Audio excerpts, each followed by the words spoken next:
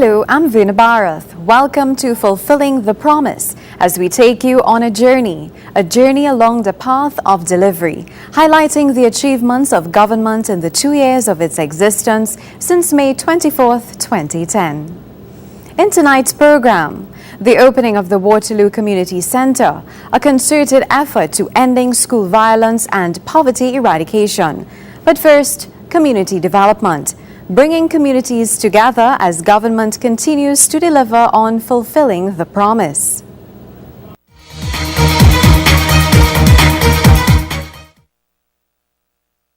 These keys are expected to unlock more than just doors. They are the keys to a whole new world of opportunities for the residents of Waterloo and environs. This is the new Waterloo Community Centre. It's located in Butler Village, Waterloo Road in Carapachima. It's hoped it will be a place of lifelong learning and education for all persons in the community, regardless of age and background. Outfitted with features such as an auditorium, a stage and control room, training kitchen, activity classroom, computer room, and gym, the center provides the infrastructure and the amenities to be the hub of community activities. It is now up to you, the residents, to be at the forefront of the social transformation which will improve community living and have increased benefits for future generations. The centre is also viewed as an avenue for forging new relationships within the communities. On the table too are sporting events and health and wellness lectures. It's estimated that over 900 families will benefit from the activities to be held at the facility. This complex will service all the constituents of Waterloo, which comprise of, starting in the east at Renicata Trace, Coconut Village, then Butler Village, followed by the residents of Oja Mirage Avenue. The facility will be maintained by a committee, of which all of its members have volunteered their services. The committee members received their letters of appointment at the opening ceremony from its line ministry, the Ministry of Community Development.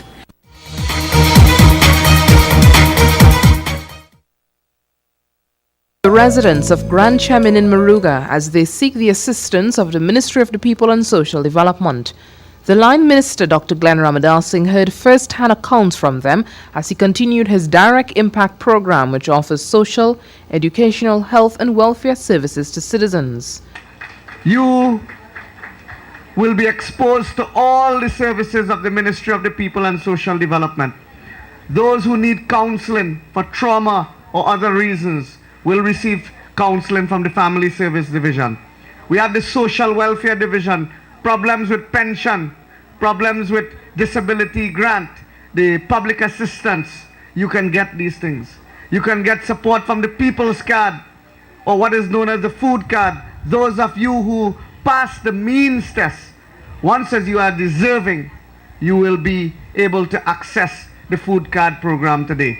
Access the minister wants to give the people of Moruga Tableland. I want to say to you today, we have come to Moruga today with the direct impact program, and we will continue to work from this day forward with the people of Moruga to lift the lives of the people. Member of Parliament for the area, Clifton Decoto, believes direct impact will make a difference to these residents. I'm indeed grateful for his presence here today, because as promised to you all, the dreams that you have for yourselves and your community, I'm going to make that a reality. But the program ensures no one is left out. Today, Moruga finds itself at the very heart of the concern of Trinidad and Tobago. Know that we sympathize with you. We know that the life in these areas that are remote is not as easy sometimes as in the other areas. But let not your heart be troubled. There is a minister with a great heart, an MP who is for the people, and a ministry of the people that will stand for all the people of Trinidad and Tobago.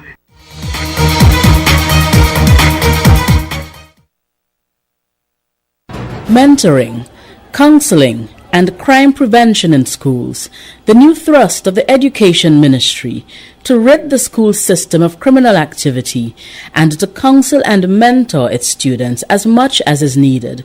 an effort that will yield a collaborative bunch: the police, psychologists and counsellors, and the Education Ministry. We're looking forward to the prevention of these criminal activities and indiscipline and violence amongst our school children, and the Police Commissioner has been very supportive. Violence in schools has been plaguing the education system over the last decade.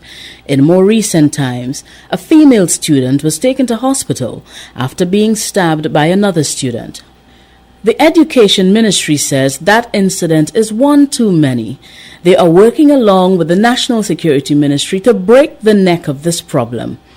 The plan is to expose students to the counseling and mentoring programs offered by the Ministry of National Security, to incorporate their services into the school system, which will see a strong police presence about the schools throughout this country. So it's a two-pronged attack, one for immediate prevention by the presence of police patrols and strong communication networking for rapid response, and two, the other component, which is the mentoring and counseling. 38 high-risk schools in various districts throughout Trinidad and Tobago have been identified by the Education Ministry. This is Fulfilling the Promise, Change in Action. The initiatives and actions of government in office from one ministry to another. Crime? This is crime. It's shame others feel. When I see young people after school in uniform fighting, cussing, smoking, no behavior. When I see my school name on a store sign banning me from coming in here. That's a crime. I living in it. But I'm not part of that. I ready for change. I'm making the call. My life, my future, my call. Youth, if you have any information on crime at school, in your community or anywhere else, call Crime Stoppers at 800-TIPS, 800-84777. It's safe, anonymous and confidential. You're shopping for a house to call your home, or you've already got one of your own. Know your mortgage guidelines. Tell me terms, tell me rate, fees and charges. Calculate, will it change, and on what day? Hey, what's the current mortgage market reference rate? You need to know so much about your home mortgage. Get the Residential Mortgage Market Guideline. It's your right to know about your mortgage so you can know your way home. Welcome back to Fulfilling the Promise. The Honorable Stephen Cadiz talks about the positive impact of world trade at the Caribbean Investment Forum. We give you more information on BizLink, but how much do you know about legal aid? Let's find out.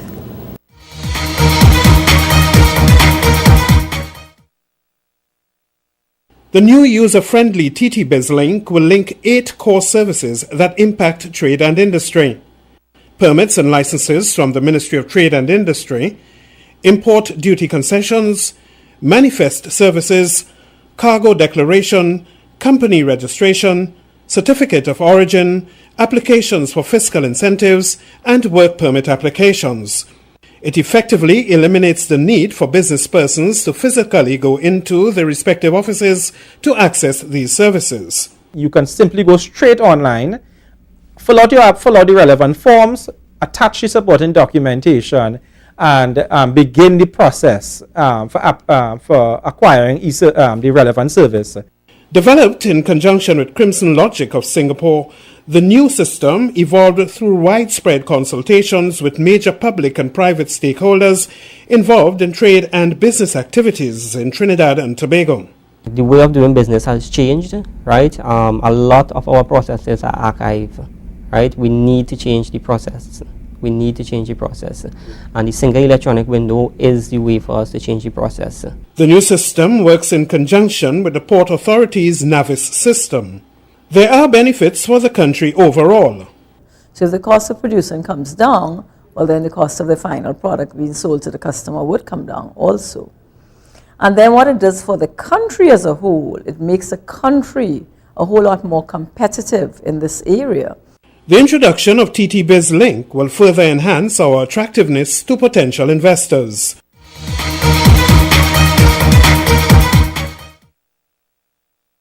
What is legal aid and how can citizens benefit from this? Legal aid comes in two parts: actual representation in court and also advice, and hence the name of the authority, the Legal aid, the Legal Advisory Authority, Legal Aid and Advisory Authority.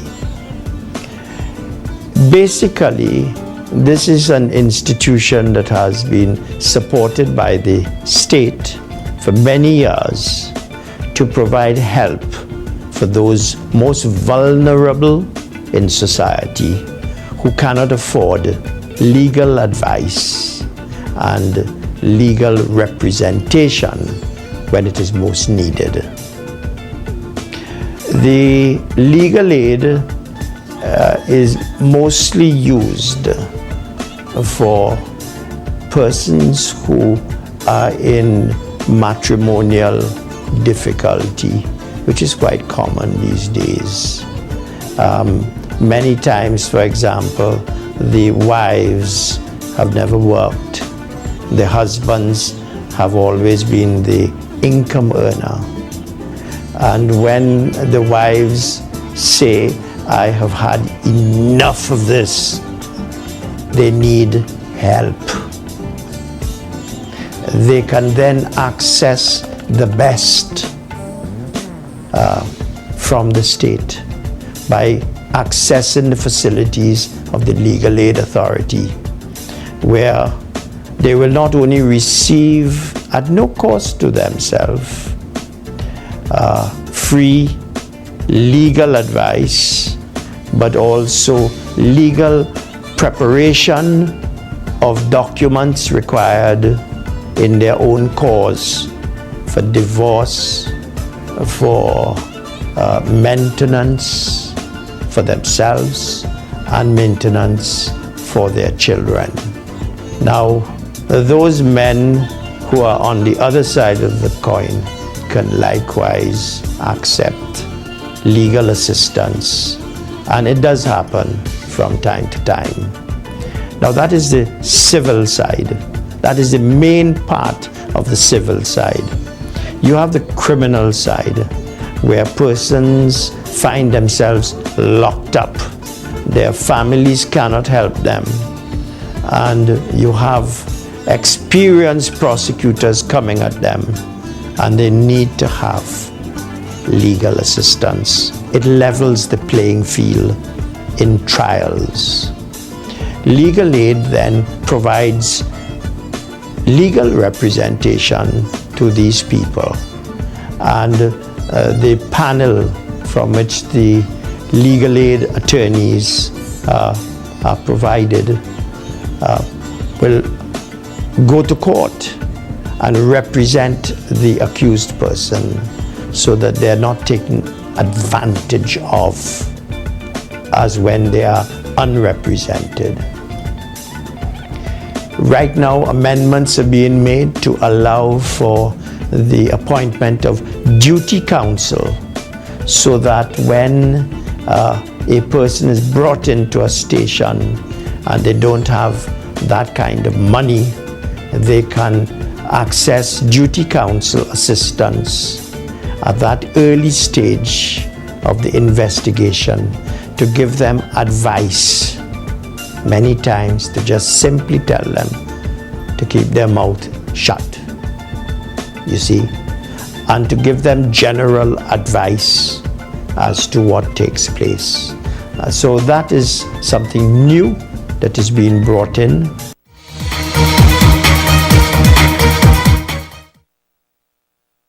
Whatever happens in the Americas impacts the rest of the world. This from Trade and Industry Minister Stephen Cadiz, who is revealing that many countries will be greatly impacted as a result of the expansion of the Panama Canal. Minister Cadiz says governments will now have to implement economic policy and make adjustments for sustainable growth and development. The opening up of the Panama Canal that we have heard of, we've had that mentioned already. That is going to have far-reaching but very positive effects on world trade.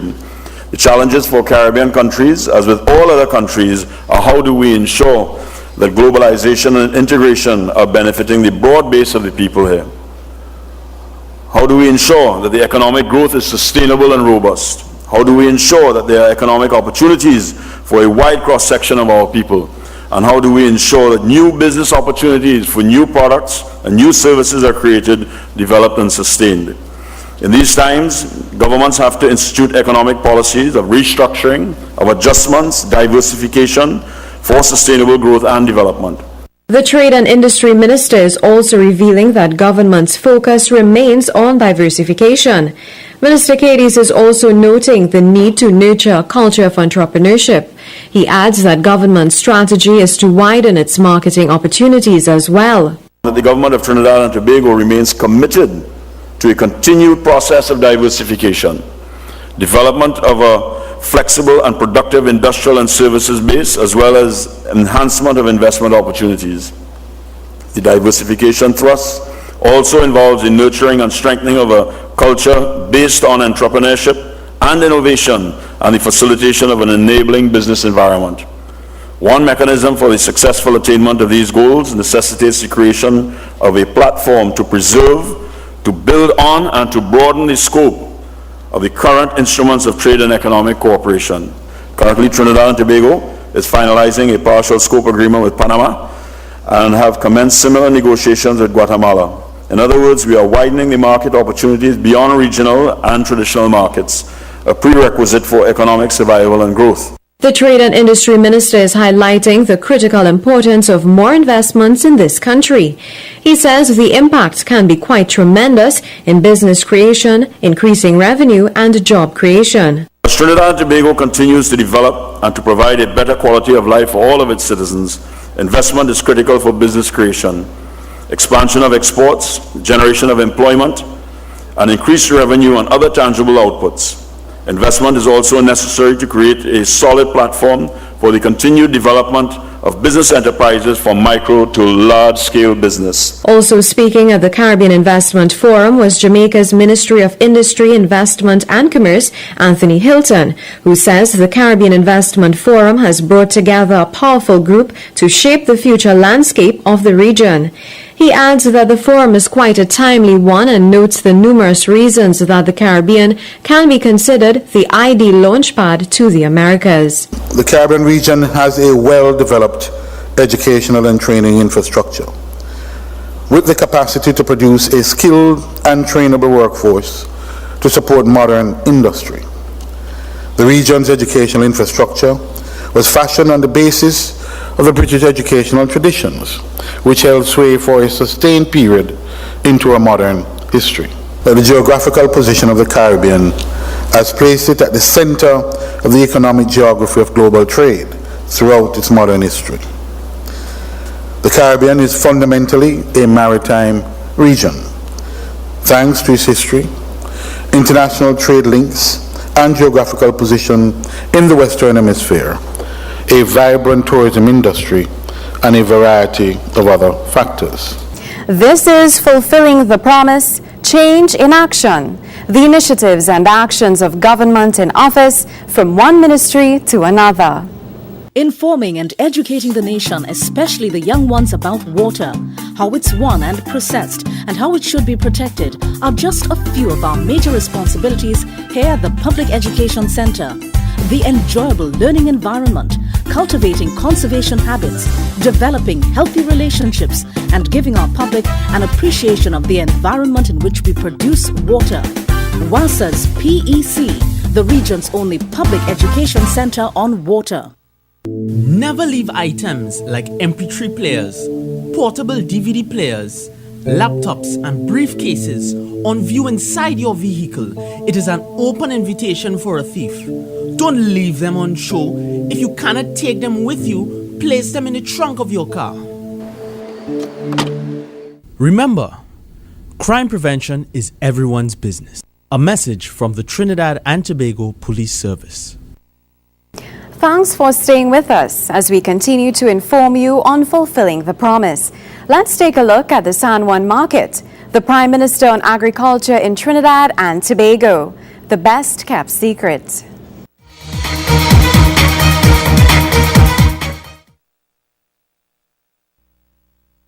Two of the three completed buildings of the San Juan Market are now open for public use. The project has been in the making for the past 12 years, but while the project is yet to be completed, Minister in the Ministry of Local Government, Rudranath Indarsingh, noted that his ministry remained committed to delivering to the people. He made the comments while delivering his feature speech at the opening of the new buildings. We are moving towards the completion of the entire market complex.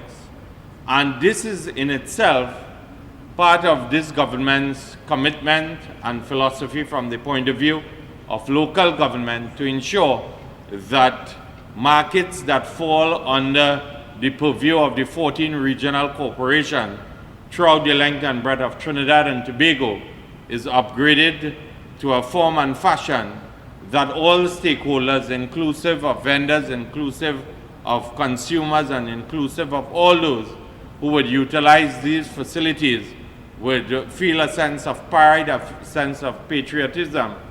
The modern facilities will house close to 400 vendors when completed. The minister also took the time to urge vendors and visitors at the market to be mindful of preserving the building and its environs to the highest level.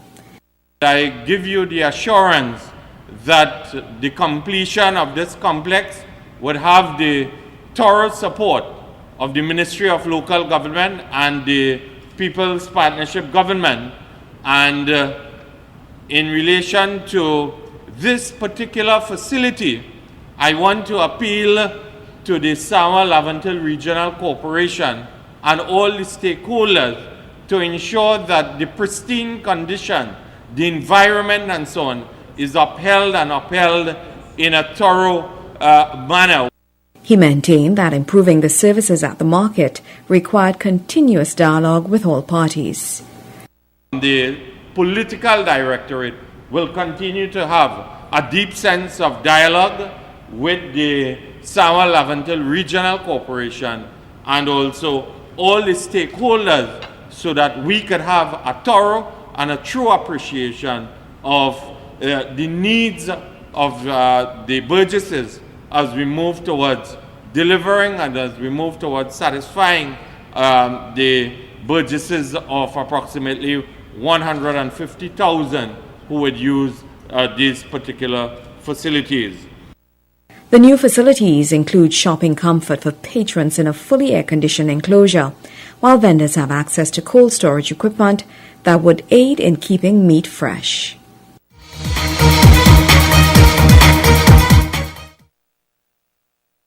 Reducing the cost of food for all citizens. It's the goal of a partnership between this country and Brazil, signed by Prime Minister Kamla Persad-Bissessar during the recently concluded Summit of the Americas. According to the Prime Minister, it's in keeping with government's goal of lowering the nation's food bill. This farm will play a crucial role in boosting the production methods of our local farmers. The farm will be located in central Trinidad. It will be located on land donated by the government, and it will serve as a stimulus for the expansion of the agricultural sector. This, I've asked Ministers of Foreign Affairs and Food Production to fast-track the arrangements with Brazil and CARICOM. But today I say, coming out of my meeting with Her Excellency President Rousseff, she has committed and she's willing, and she said she's now learned the word in English, fast-track. So everything we speak of is fast-track, and she loves that word. So I think we will get it done as sisters together. She added that the partnership will also seek to supply meat at a lower cost for consumers in Trinidad and Tobago. Because of the way in which the regulations are framed, it excludes the meats coming out of these countries. Well, guess what? Were we to import from there, the prices of our food will drop substantially. It will bring down the price of meat substantially. And therefore, it is something I'll ask again Foreign Affairs and my Minister of Food Production for them to work on seeing how we can revise and reform and modernize the regulations relating to the importation of meats coming out of South America. Farmers here in TNT are also set to benefit from the agreement, as training will be provided on techniques for growing food for mass production. It is expected that through this joint venture, citizens will benefit from gainful employment in the food production industry, as well as from lower food costs.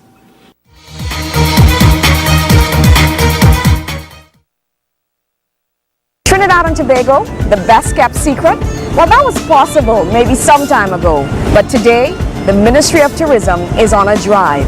Tourism policy development, awareness, creating and encouraging growth in the sector. And the best kept secret in the world? A secret no more. The tourism mandate for Trinidad and Tobago, as you are aware, for many years, Trinidad and Tobago main economy input was from gas and oil and downstream industries. Under the People's Partnership Administration, which came into government on the 24th of last year, there's a sort of economic paradigm shift, I like to call it, whereby there's a diversification of the economy away from petroleum and energy and downstream energy. While we will continue to produce those areas and monetize it, we are being asked now to have alternative types of economic activity, and tourism is one of the main planks on that diversification. Sun, sea, sand, and of course carnival. Now, we've got all of the above, but that's not what Trinidad and Tobago is all about. And the ministry has focused on different aspects of tourism: ecotourism, cultural tourism, sports tourism, and community tourism. The Paramin Community Group, the president and a lot of his members are here with us this morning to look at developing this area so that it could not only create a beautiful destination for tourists, but also community businesses, the people of the village. And there are many ideas coming forth already. People talking about cuisine, people talking about tour guiding, people talking about rental of equipment, and several ideas already begin to come forward to us.